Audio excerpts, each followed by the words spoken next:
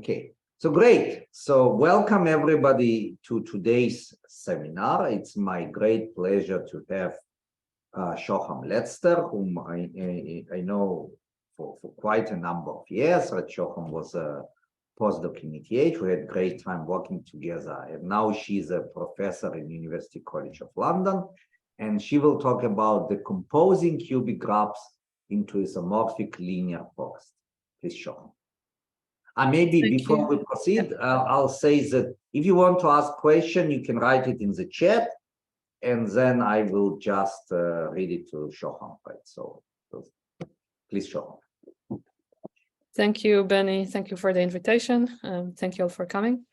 So I'll be talking about joint work with Gal Kronenberg from Oxford, Alexey Pokrovskiy, who's my colleague at UCL, and Liana Yepremyan from Emory in Atlanta. All right, so I have a few slides for the introduction, so let's start there. Okay, so our story starts with this classical result, which most people who took a graph theory course would have seen already. So this is a result by Wiesing, which says that given a graph G, I can decompose its edges, so I can partition the edges into at most the maximum degree of G plus 1 matchings. And this is tight. So obviously, if you have, if we look at the vertex of maximum degree, then we have to use a different matching for each of these edges touching the vertex, right? Because a matching cannot have two edges touching. So we always need at least the maximum degree of G many matchings. And in some cases, we really do need this plus 1. All right. Okay, so this is kind of pretty clever, but already well known. And what kind of starts this topic of decomposing cubic graphs is this conjecture that extends Wiesing in some way. So this is called the linear arboricity conjecture due to Akiyama x Harari from 1980, and maybe I'll sometimes abbreviate it as LAC, the linear arboricity conjecture. And what it says is something very similar. So again, we start with a graph and we want to decompose it. But this time we are decomposing into linear forests. So these are disjoint unions of paths.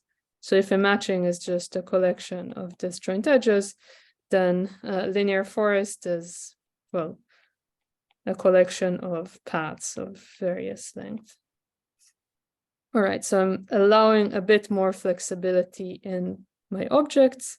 And the conjecture says that this extra flexibility gives me a savings of a factor of roughly 2.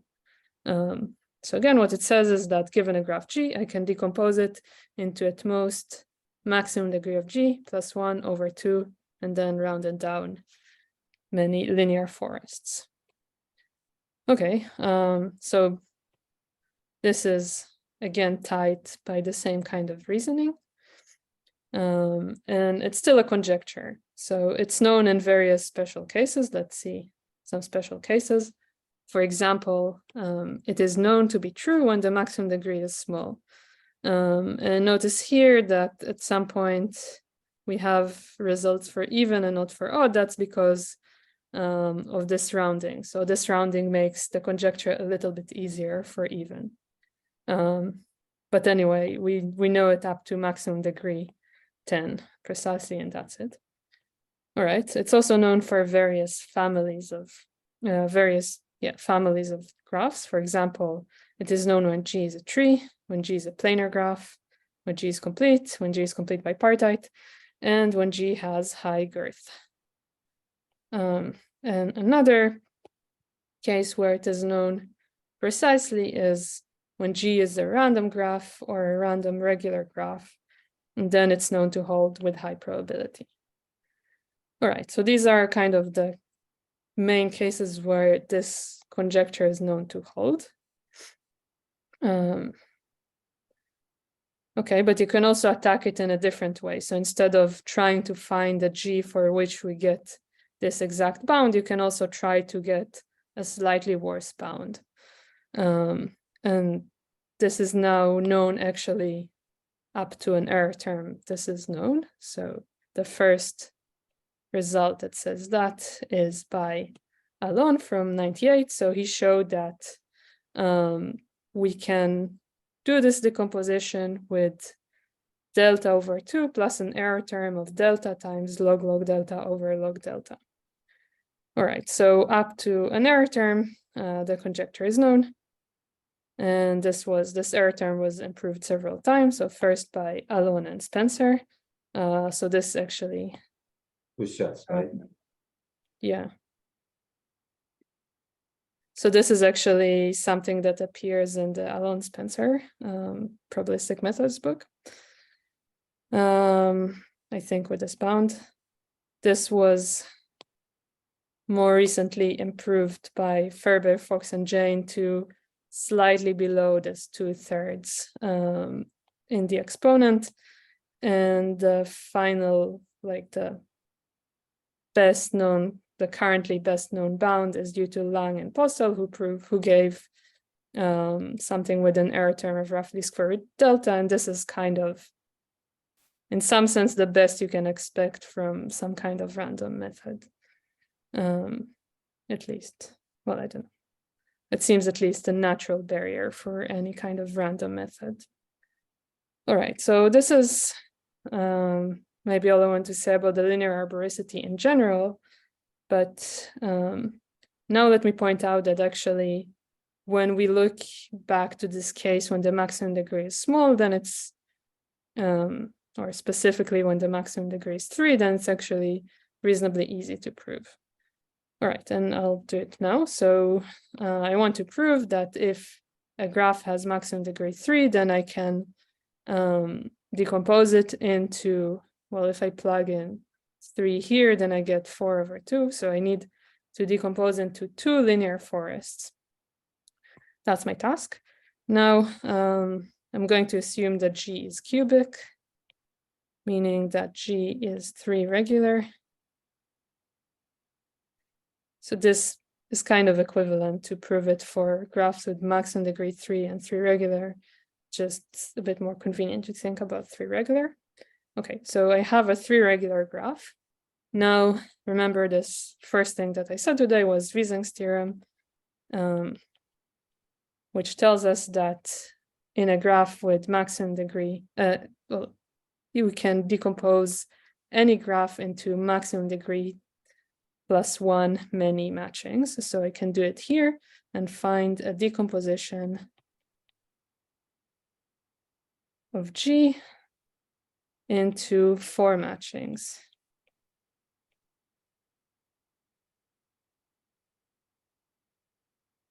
Right, so this is just what Wiesing tells me.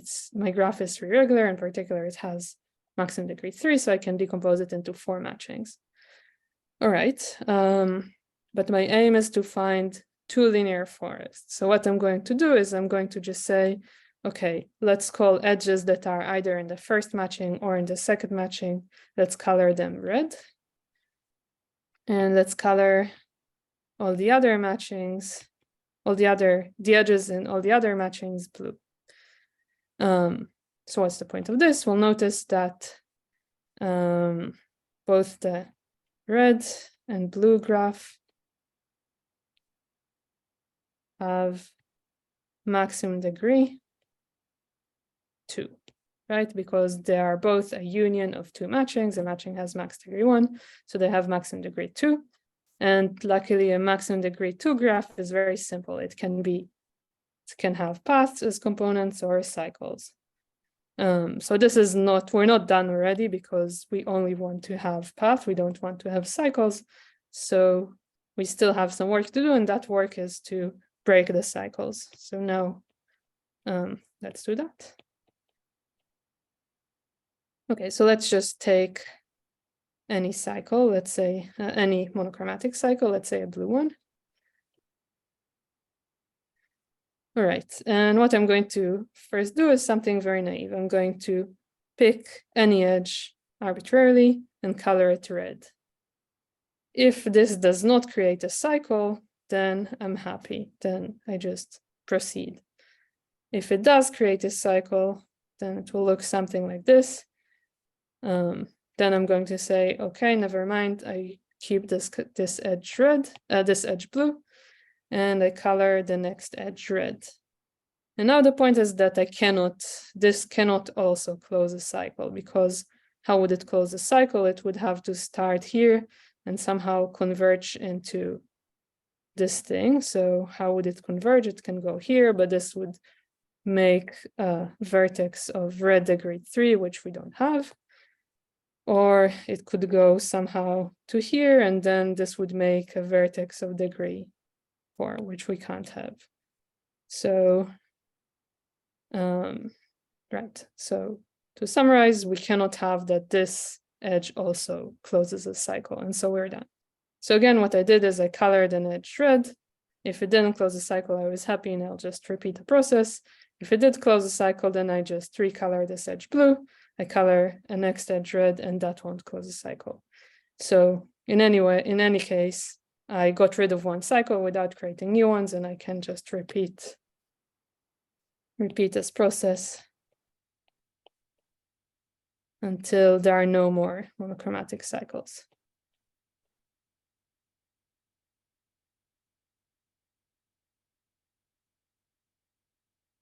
And that's it. So this is the proof. It's basically start with Wiesing and do a not very difficult manipulation. Okay, so what did we have so far? We talked about this linear arboricity conjecture, which is pretty famous, looks very hard because there are some results, but it's still unresolved. However, if we specialize to the case of cubic graphs, then it becomes pretty easy. So what does a good mathematician do? It tries to generalize this case. So the cubic graph was kind of easy, so maybe let's try to make the problem harder. And here is one way in which we might try to make the problem harder. So this is a conjecture of Vermont, Fouquet, Habib, and Perroche from 1984. And what they said is the following. So now I'm going to phrase it in terms of colorings rather than decompositions. So it starts off exactly as the linear arboricity conjecture. It says that given a cubic graph, I can red-blue color the edges such that monochromatic components are paths. So this is just the linear arboricity conjecture for cubic graphs. And then what they add is the requirements that paths have to be short. So in general, for the linear arboricity conjecture, there is no kind of requirement on the length. And here you're adding this requirement to make the problem harder. All right. So what is known about this? This was first addressed by Jackson and Wormald, who showed that, well, they didn't quite prove the conjecture, but they proved the conjecture with the 19 instead of this 5. Now, Wormald continued to be interested in this problem, and together with Aldred, he improved, I think it was sort of the same techniques, but anyway, they improved the result to an upper bound of 9. And finally, in 1999, Thomason proved the conjecture fully. So he proved that every cubic graph can be red-blue colored such that monochromatic components are paths of length at most 5. And obviously, you may be wondering where this 5 is coming from. And okay, I didn't write it here, but this 5 is tight. So 5 is tight. Namely, there are some known examples where you need at least 5. And I may come back to it a little bit later. All right, so this was one way of trying to make this linear arboricity conjecture for cubic graphs harder. This is resolved, so let's now talk about another way to do that. So this is a conjecture of Wormald from 1987, and it says the following. So we start with a cubic graph on 4n vertices, and the conjecture says that it can be red-blue colored such that the red-blue graphs are linear forests which are isomorphic. So again, if I remove this word isomorphic, I just get the linear arboricity conjecture for cubic graphs again. And now to add some difficulty or some structure, I require that the graphs are isomorphic, the two color classes. And notice that this requirement that the number of vertices is divisible by 4 is necessary because you want the number of edges to be divisible by 2. Okay, so this is Wormald's conjecture, and our main result is to essentially prove this conjecture, to prove it for large connected cubic graphs. Or if you want, you can also didn't really write it explicitly, but you can also show that our proof kind of works whenever there is at least one large component. So we can allow for graphs that have like one large component and then some small ones. Okay, this is kind of almost the same as just proving it for large connected graphs. Right, so this is our main result, and proof is kind of complicated, so I'll focus on this approximate version, which says the following. So I start with the cubic graph on n vertices, and what we can do is we can show that its edges can be red-blue colored, such that monochromatic components are paths which are not too long, of length at most order log n. And moreover, for every t, the number of red components that are paths on t vertices minus the number of blue components that are paths on t vertices, these two numbers differ by roughly square root n. Okay, so this is what I won't go through all the details, but I'll show you most of the steps for this proof, to prove this result. Okay, so let's say proof of this. Okay, so if you are a little bit familiar with the probabilistic method and you see this result, then it should be pretty obvious that there is something random going on. So the first step would be like to define a random coloring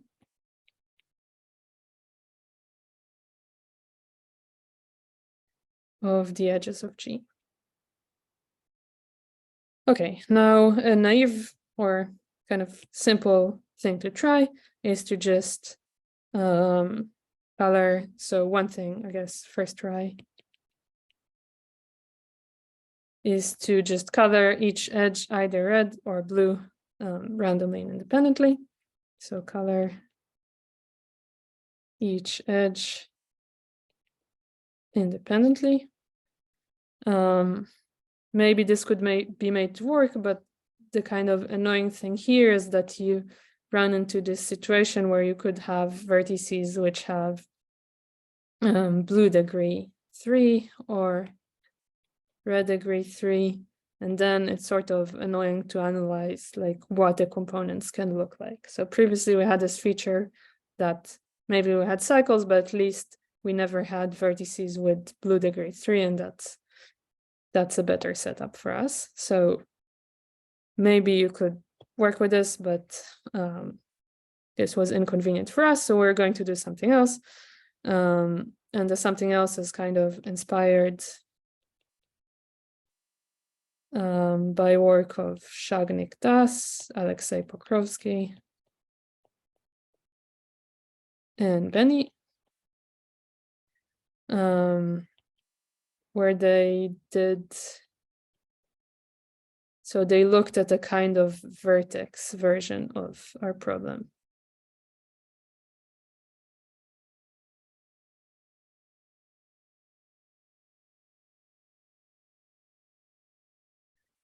Okay, so anyway, what did they do? So they kind of conveniently used something that we already mentioned. So they started off with this result of Thomason, which says that I can two-color the edges of G such that monochromatic components are short paths. So, so let's do that. We color, so I'm going to color with two different colors, let's say purple, green, color the edges of G such that monochromatic components are paths of a length at most 5. All right, so this is the first step. I have my green components and my purple components, which are just short paths. And now I'm going to, instead of color each edge independently, I'm going to color each of these monochromatic components separately. So now color each monochromatic component, either red, blue, red, and so on, or blue, red, blue, and so on, randomly and independently. Okay, so for each of these components, I toss a coin and then I color it in one of two ways. So for example, in this guy, I can color it either something like this, red, blue, red, blue, red, or blue, red, blue, red, blue. Okay, so that's the idea. And why is this much better? Because now I claim that I don't run into this issue of having a vertex with monochromatic degree 3. So why is that? Suppose that I have a vertex. Now think about the coloring in the kind of purple-green coloring. Then we know that it has two edges of the same color. So say 2 green edges and then one edge of the other color. And now if I look at this green thing, then because of the way I colored it, I know that one of the edges will be blue and the other red. So either this is blue and this is red, or vice versa. Either way, this vertex will have at least one edge from each color. And so indeed, the maximum red or blue degree is 2. Okay, so this again means that all I have to deal with is paths and cycles.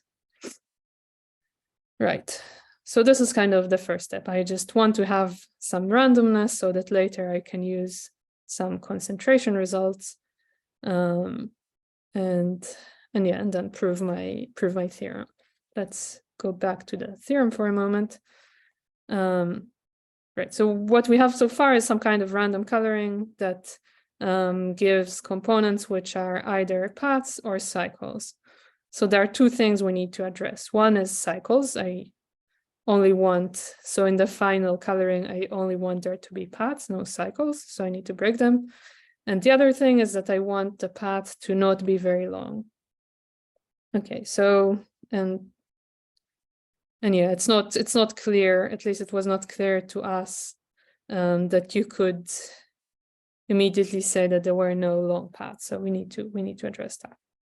All right, so second step is break cycles. So I think I'm going to just skip this. So let me just say that this would be done via a random process, and we'll do it kind of simultaneously for red and blue, which, I mean, this fact is sort of important later in the analysis. But anyway, so I know, let's say I did this step and now I don't have any cycles anymore. So the only thing I need to worry about before having to analyze the process is breaking long paths.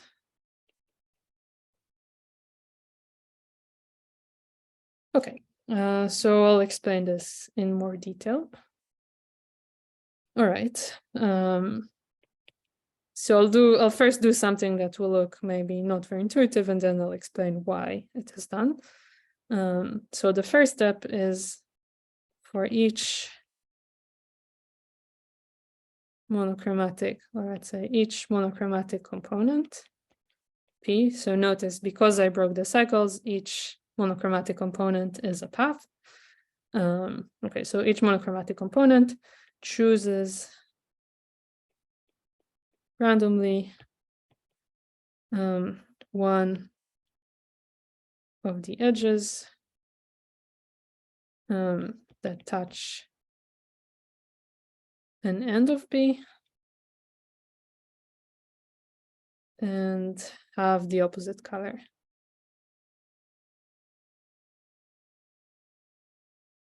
So to see what I mean, suppose that I have a path, and then what P has to do is choose from those edges that are red and touch the ends of P. So I could have a situation like this, and then I need to choose one of these 4 edges, or maybe it could happen that 2 of these edges are actually the same.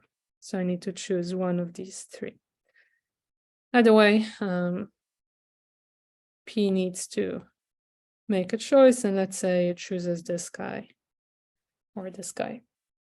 All right, so each path chose one of the edges touching it, which are of opposite color. All right, and now I need to do some recoloring. So what is my recoloring rule? It's going to be this. So notice here, each path chose a specific edge. And now I'm going to say that an edge is going to change its color if it's chosen twice. So this edge is going to change its color if it was chosen by this path, but also by another path. So let's write this down.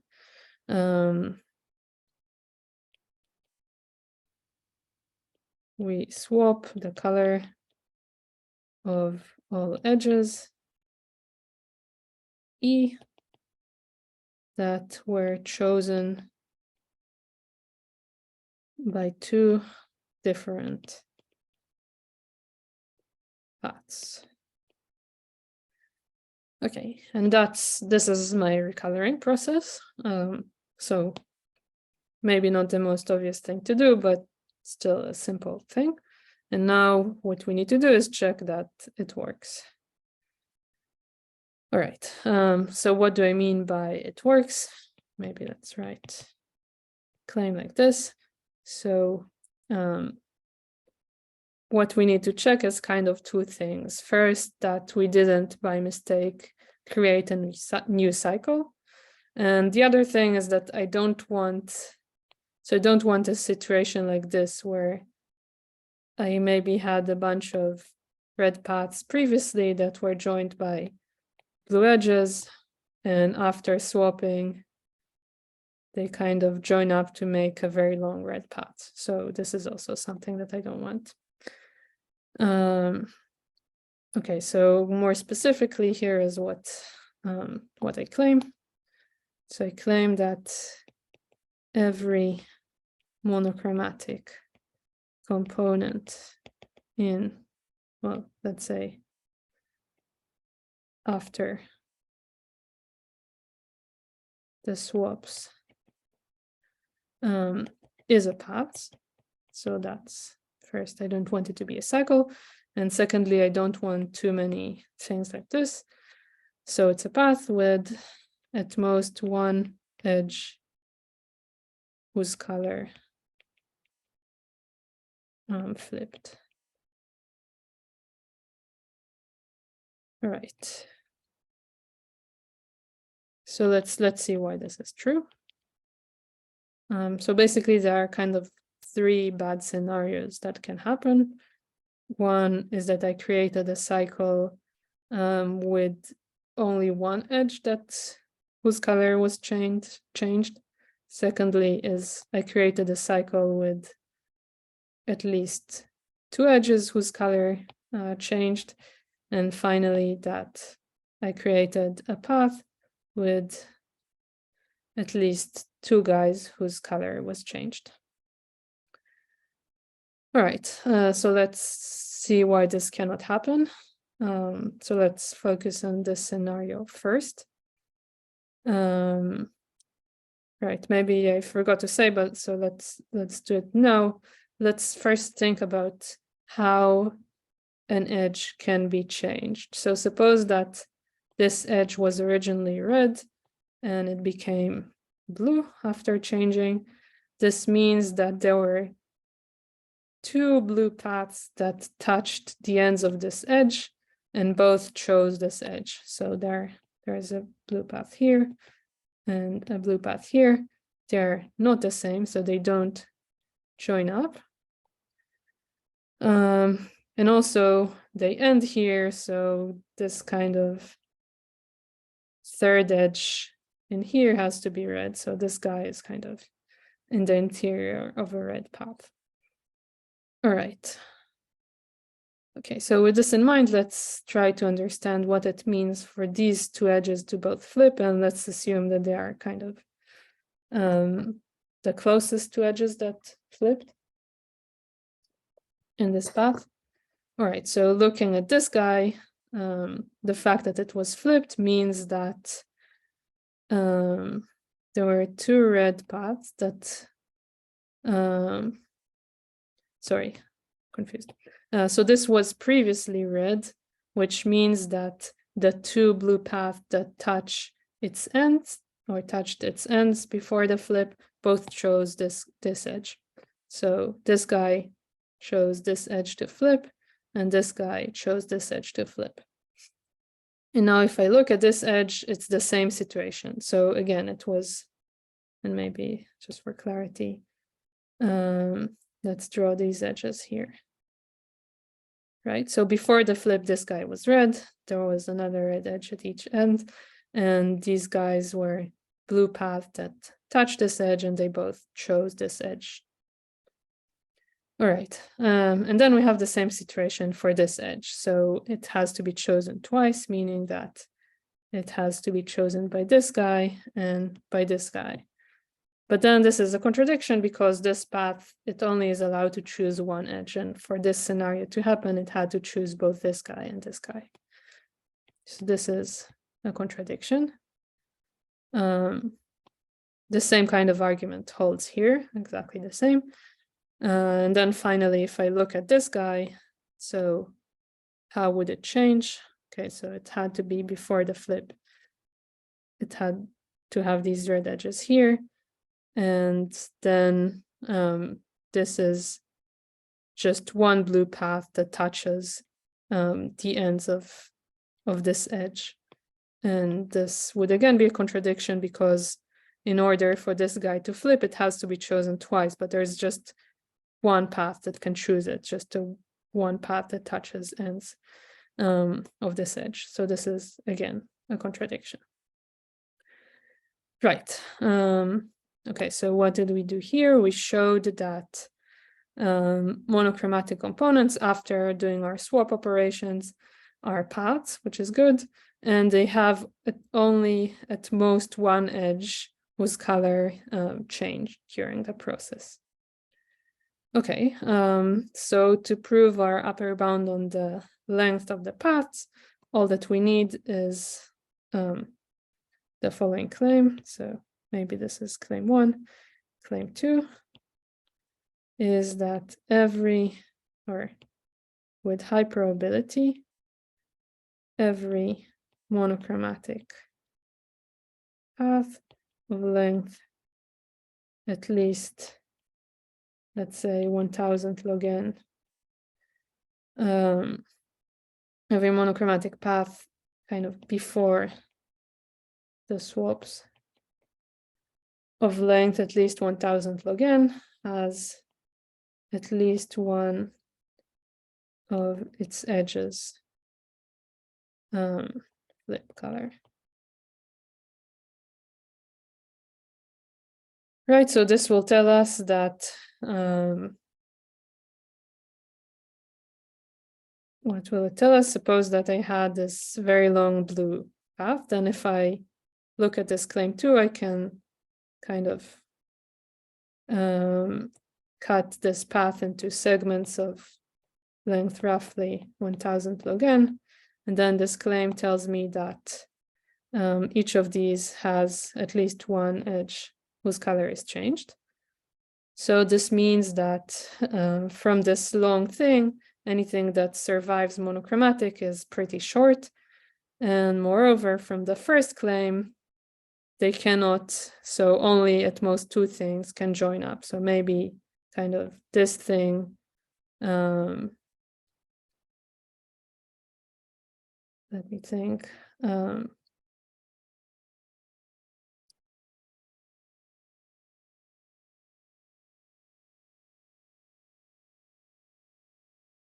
Yeah, so I guess what can join up really is the end, and maybe it does join up somewhere. So maybe this was a red edge, it became blue, joins up something else, but this can only happen kind of once. And because I know that all these segments are short, then also the kind of joined up things are short.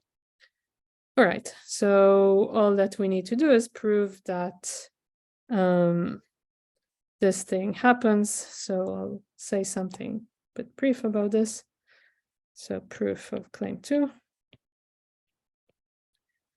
Okay, so I start with my path, which is pretty long. Now, what I can do is find some edges in it. So I need two things about it. First, I want to make sure that there is no, that each of these edges that I marked touches two different red paths. And moreover, I want none of these two red paths to be the same. Okay, so if this thing is P, then it's not hard to see, so easy to see, say that P has a large set of edges that touch distinct, that I guess each touch two distinct red paths. Okay, so in other words, I can find many of these blue edges. And now notice for this guy to swap its color, it needs to be chosen, like all the information that we need to know is which edge these two paths chose, right? So in order for this thing to swap, I need this thing to happen. And these events are independent because they each depend just on what these paths did. And these paths are all distinct. So, right, so this happens with probability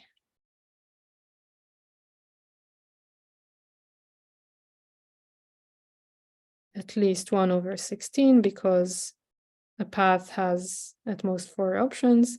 So in order for this guy to be chosen twice, we have at least 1/4 probability from each path. And these guys are all independent. And so with very high probability, at least one of these guys flips, right? So it's just, if we don't, then we need this bad event to happen on each of them, and then that just gives a product. All right, so yeah, so that's it. So then by independence plus union bound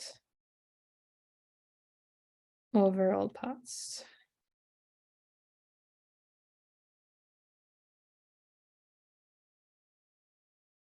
Good, so this is the end of the third step, which was to break the long cycles. So what do we have so far? So what we have now is, say 4. So now we have this random red-blue coloring with no monochromatic cycles and all monochromatic paths have a length O of log n. All right, so this is exactly the situation we wanted to be in. And so our final task is to analyze this and kind of show that we get the concentration, right? So now our final aim is to show that the number of red components which are pathed on T vertices minus the number of blue components which are pathed on T vertices, these two numbers differ by a little bit. So half plus epsilon, say.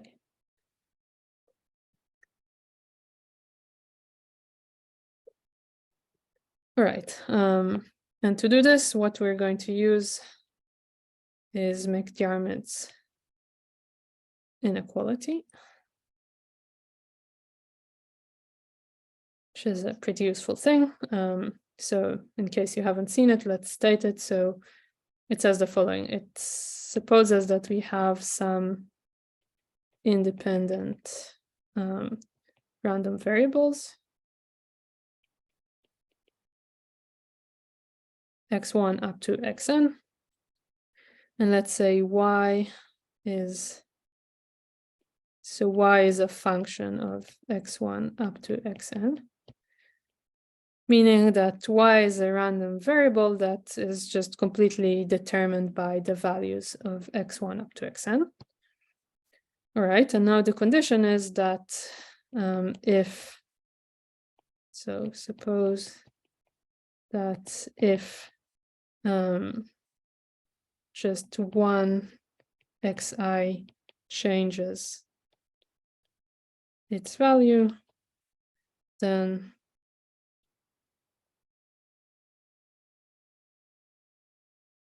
y changes by at most c. So just as an example, if x1 up to xn are 0, 1 random variables, and y is the sum of the xi's, then this will satisfy, then we can take c equals 1. Because if I change just one of these values, it can change by at most 1, because it can be either 0 or 1. And so the value of y will change by at most 1. All right, so this is the setup of McDiarmid's inequality, and the conclusion of it says that then the probability that y minus its expectation differ by at least t is at most e to the minus 2t squared over c squared n. All right, so in other words, if y is a function of independent random variables that depends kind of nicely on them, then we have this pretty good concentration. So with high probability, y is close to its expectation. All right, and why is this helpful for us? So we're going to think of these two guys are essentially just random variables. Okay, I'm going to think of them as functions of a small number of independent random variables, and then I can apply McDiarmid. So let's write something. So the number of red components that are path of length t is a function of, let's say, order of n random independent random variables. Okay, so I won't say precisely, but basically each random variable corresponds to a decision that we made, corresponding to decisions we made. So for example, like we had these random decisions here, like each path chose one of these 4 things randomly. So this corresponds to a random variable, one of these oven random variables. And we also had here each green or purple path had to choose one of two colorings randomly. So that's another of these independent random variables. Okay, and then, so I won't do this. This is here, it's a bit tedious, but we kind of show that if just one of these random variables changes, then this thing changes by a bit of 1.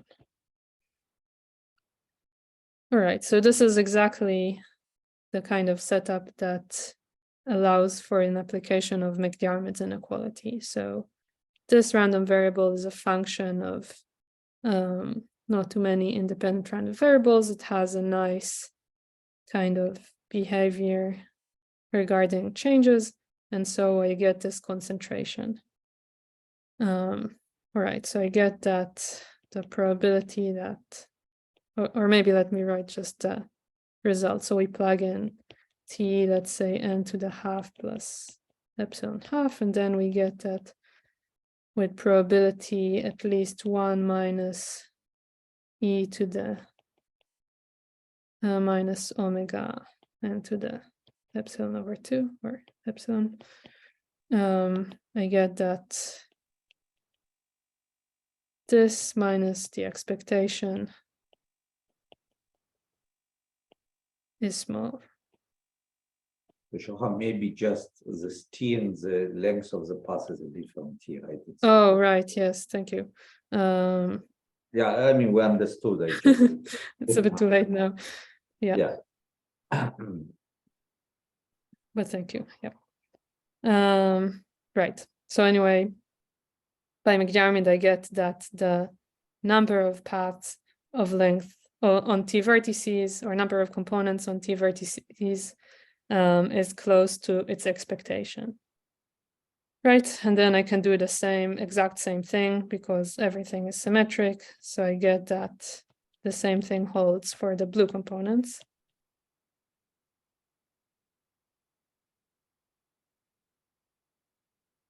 Okay, and then the thing is, we really don't know what this expectation is.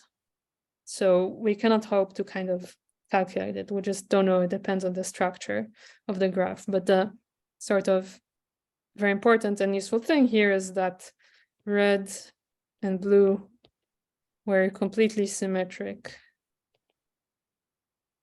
Oops. New page. Right, so red and blue are completely symmetric.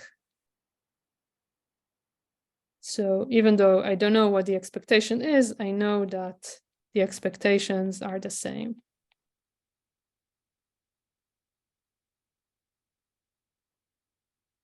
And so this means because this is with high probability close to its expectation, this is with high probability close to its expectation, and these things are the same, then it tells me that the difference between the two things is small.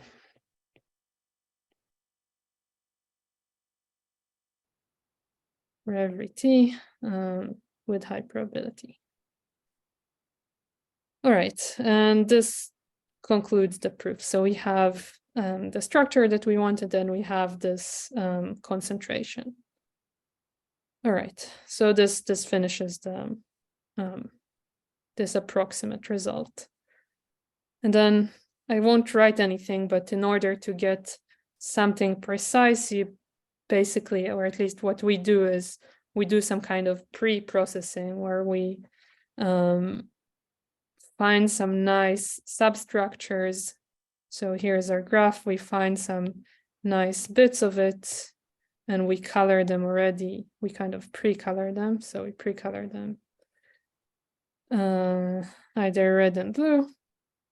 And later we show that using these nice things, I can adjust one by one these numbers. So for example, this guy may be a kind of gadget that allows me to decrease the number of blue components on T vertices by exactly 1 without affecting too many other things. And And so using these nice structures that I set up, I can go from these numbers being very close to each other to these numbers being the same. And this is what we do for a very long part of the paper. So this is very non-trivial, and basically it just requires some analysis of how the graph may look like. So maybe I won't say anything more. Just question. So here you kind of going from top bottom, right? So you always kind of fixing, or just to understand, you're fixing path of length t to be the same, but maybe path of length t minus 1, and until you reach the edges, and then the things balance themselves. Just yeah, exactly. So there is this thing that at the very so there are a couple of subtleties. One is that first you need to make sure that the number of edges is the same, number of red and blue edges. That's the first thing you do. So balance, or actually, so somehow because of some space limitations, we need to do something. So first we balance the number of PT components for t larger than some constant square root log n, say, using a different method. So somehow by some kind of local lemma thing, doesn't matter. But the point is just that we didn't have enough space to make it work for up to 1000 log n or something. And then we balance the number of red and blue edges. So now throughout the number of edges will be the same. And then we kind of go from the largest t, where they differ, up to t equals 3, I think, and then t equals 2 somehow we get automatically.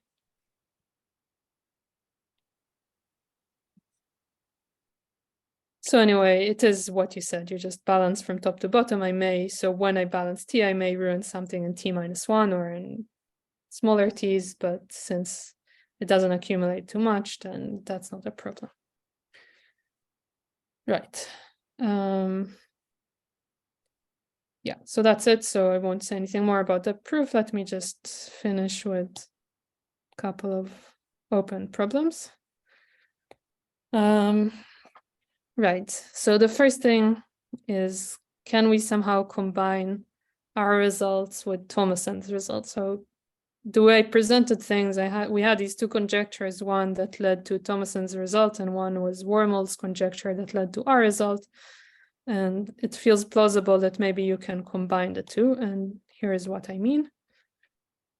Right, so here is a question. Is there a constant C such that every large connected cubic graph on foreign vertices can be red-blue colored such that monochromatic components are paths of length at most c? So this is the Thomason thing with a c instead of 5.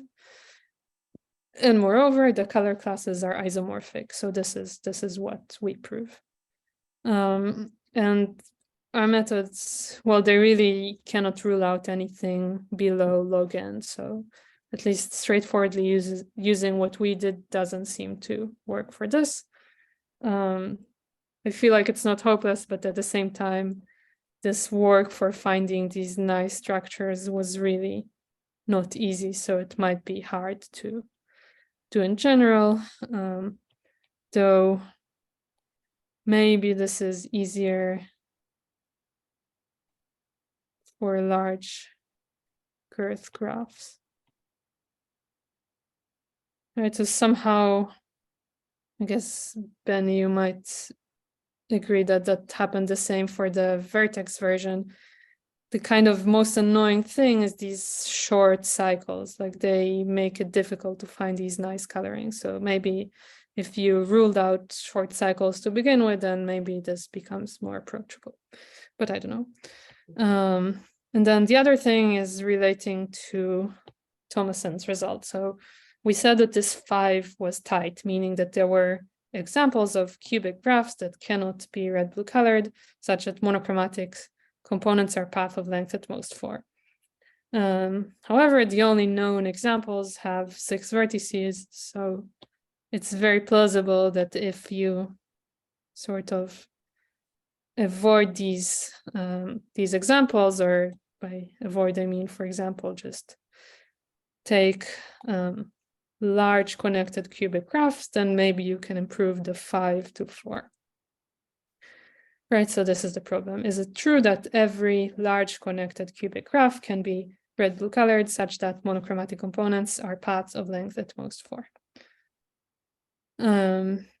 Again, how difficult it is. Well, Thomason's paper is sort of a bit hard to follow. So yeah, it's kind of hard to understand. I mean, it's hard to understand exactly what it does, and so it's a bit hard to tell whether or not his methods could work for this, but it's plausible that if you try hard enough, then you can understand, and maybe then this becomes approachable. All right, that's kind of the end of my time, so thank you very much for listening. Okay, great. Thank you, Shoham. So people can unmute now themselves and ask questions. So please, if you have questions, unmute yourself and ask. Maybe I have a short question. I mean, when we were working on this thing, we also were mostly looking on 3 regular graphs. Is anything like of this sort, some questions for like 4 regular or higher regularity? Because right, you can try to also extend this linear arboricity to kind of strengthen it a little bit. But I didn't really saw natural kind of strengthening. Maybe you know what one can. I mean, you could ask for just version, like, you know, so linear arboricity conjecture with this extra, I don't know about isomorphism, but this Thomason thing, you could ask for it. I don't think anyone explicitly did, but it feels natural, right? So, I mean, the problem mostly is that the linear arboricity conjecture is not known in general, but you could ask, for example, I don't know. So for example, for 4 regular, as you say, is it true that 4 or 5 regular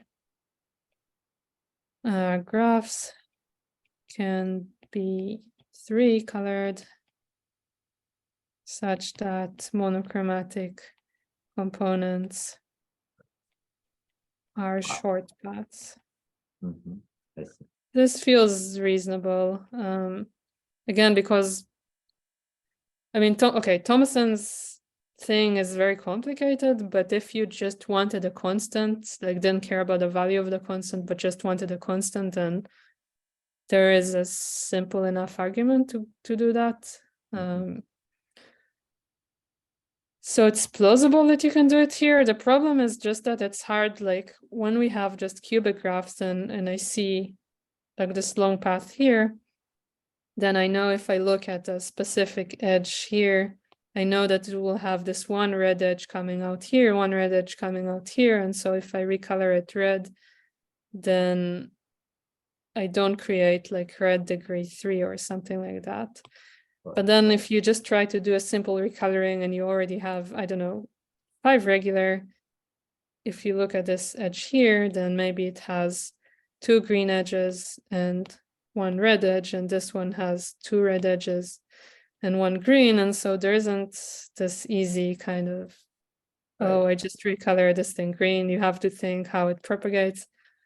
So it feels very messy to think about. Of course, maybe, I mean, I don't know, maybe there's a different, yeah, I think for 5 regular, you can still do some recolorings. You just need to keep track a bit further. So maybe you could do it, but it becomes messy. And you could also just ask kind of in general for linear arboricity or approximate linear arboricity with this short path. It makes sense, just feels a bit difficult to tackle. Very nice, very interesting. Cool. More questions?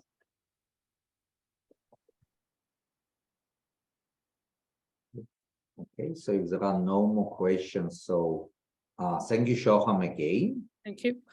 All right, and so just for all the participants, we will have a break of a week. So next week, there is no seminar because the week of May is a holiday in China, and therefore, 1st of May is actually 1st of May is also holiday in Zurich, but in China, I think it's several days is holiday, and so therefore we reconvene in a week time. I think it's 9th of May. I will send an email, and it would be taught by Hong Liu.